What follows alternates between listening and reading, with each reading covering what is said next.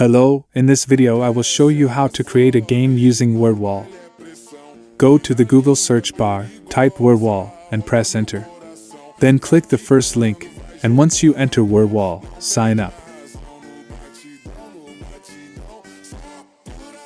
Then click Create Activity and choose the type of game you want to create.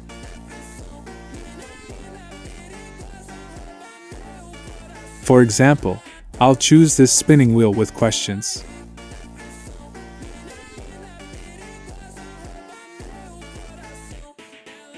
Then I select the question-based option.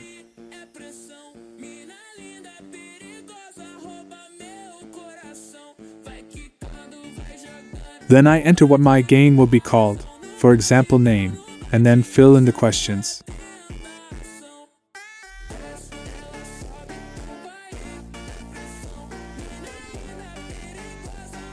When you want to mark which option is correct, just click on that option and the red X turns into a green checkmark.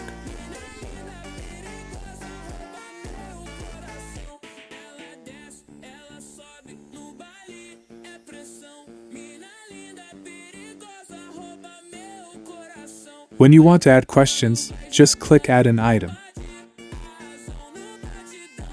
When you want to add more answer options to a question, just click Add more answers.